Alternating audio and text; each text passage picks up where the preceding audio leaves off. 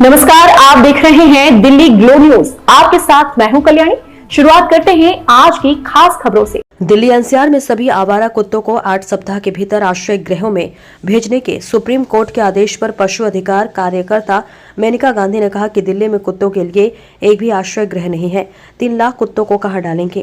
पहले 3000 पाउंड बनाने पड़ेंगे। 1 पाउंड को बनाने में 4 से 5 करोड़ रुपए लगेंगे। 1.5 लाख लोगों को सफाई के लिए रखना पड़ेगा। इनका खाना बनाने के लिए किसी को लगाना होगा। क्या आप हर हफ्ते 5 करोड़ रुपए खर्च करने के लिए तैयार हैं? ये नामुमकिन है। ये वही जज अगर ये बोले कि मैं ऑर्डर करता हूं कि सब लोग लाल रंग पहन करके निकले, हो नहीं सकता। शेल्टर तो एक भी नहीं है पूरे दिल्ली में, तो कहां डालेंगे? 3 लाख कुत्ते, 3 लाख कुत्तों को कहां, कौन से शेल्टर में आप डालेंगे? पहले तो दिल्ली सरकार को ये लिखा है कि 2 महीने के अंदर अंदर उनको शेल्टर, उसका असल नाम है पाउंड में डालना पड़ेगा।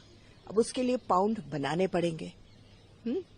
तो 1 पाउंड, अभी 3 लाख कुत्तों के लिए आपको 3000 पाउंड बनाने पड़ेंगे, और वो भी वहां बनाने पड़ेंगे जहां कोई रहता नहीं है, क्योंकि एक कॉलोनी के अंदर तो आप बना नहीं सकते हैं जिसमें आप 100 कुत्ते डालेंगे या 200 कुत्ते डालेंगे।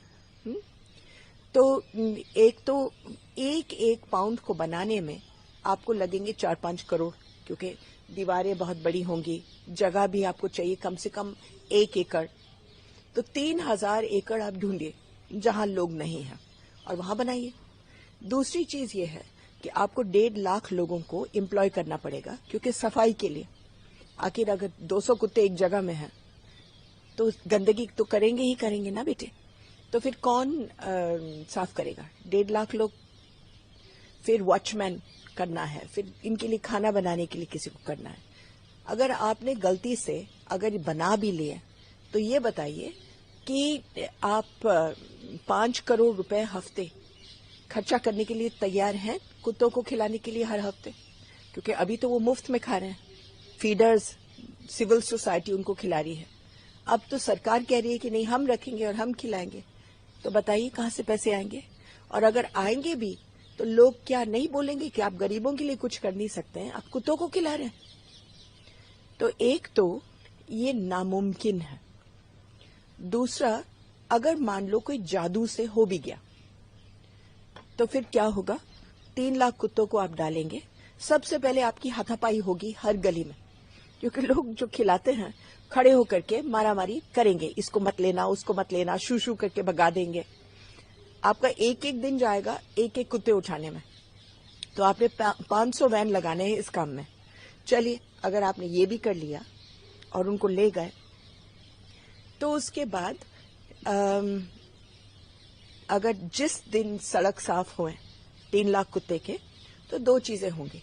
एक तो बाहर से कुत्ते आएंगे, गाजियाबाद से, फरीदाबाद से कुत्ते और इंसान और चींटी और हाथी वहां जाते हैं जहां खाना है।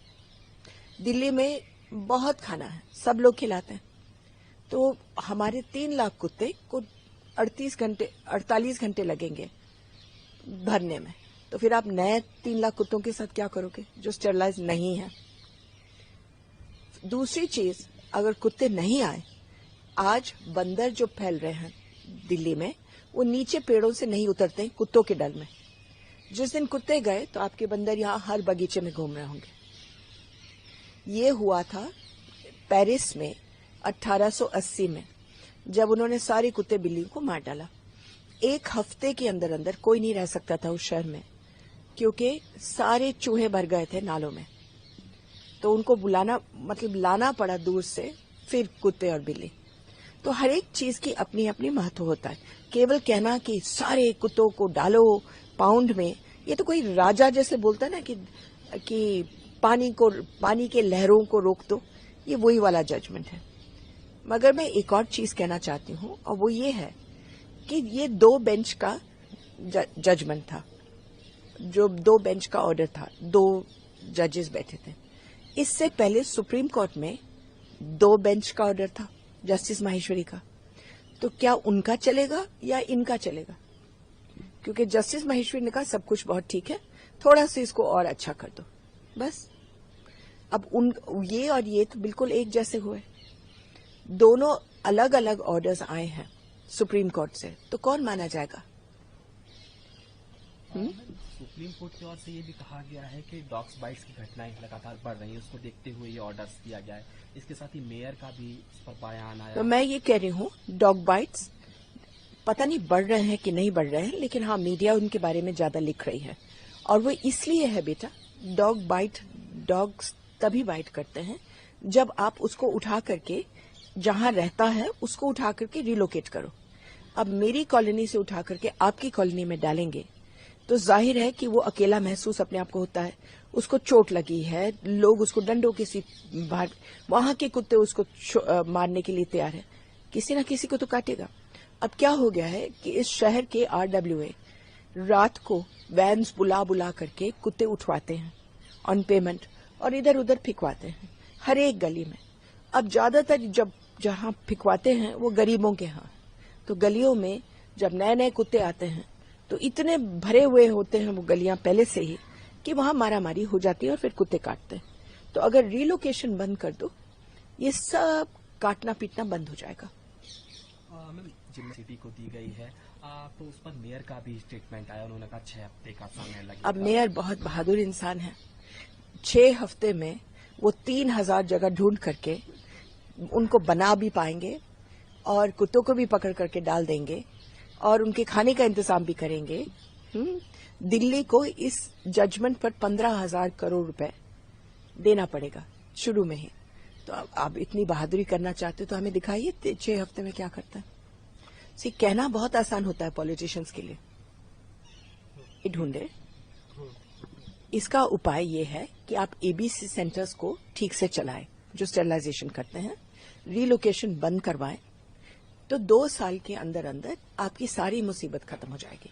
अच्छा, उसके लिए हम लोग MCD के साथ बैठे थे, बहुत सारी मीटिंग हुए हैं और फ्राइडे को ही तय हुआ था एक 14 पॉइंट प्रोग्राम चल जाएगा और उसमें 2 साल के अंदर अंदर सबको राहत मिलती। लेकिन अब ये जजमेंट आ गया। अब ये जजमेंट मुझे नहीं मालूम कि लीगल भी है कि नहीं, बस एक गुस्से में देने वाला, आप आओ बैठो रोब जमाओ जजमेंट दे दो और कहो कि कोई नहीं बोलेगा, कोई मुझे सुनना नहीं है। अब ये जजमेंट किस चीज, सुओ मोटो जजमेंट, ठीक है, यानी कि इन्होंने अपने आप डाला केस, अपने आप सुनवाई करी और अपने आप जजमेंट दिया, कोई और तो था नहीं। लेकिन ये किस बात पर हुआ था ये भी आपको पता होना चाहिए।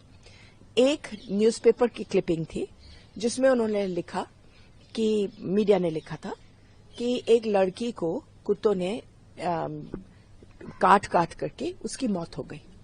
वो कटिंग हमारे जज साहब को मिल गए और उस पर उन्होंने सो मोटो केस लगा दिया।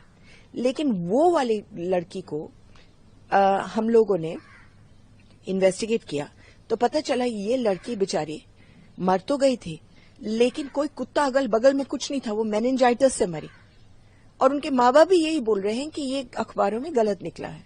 तो अब क्या बोल सकते हैं कि आपका जो पूरा गुस्से से ये बोलना, गलत आधार पर आप बोल रहे हैं, तो क्या कर सकते हैं हम।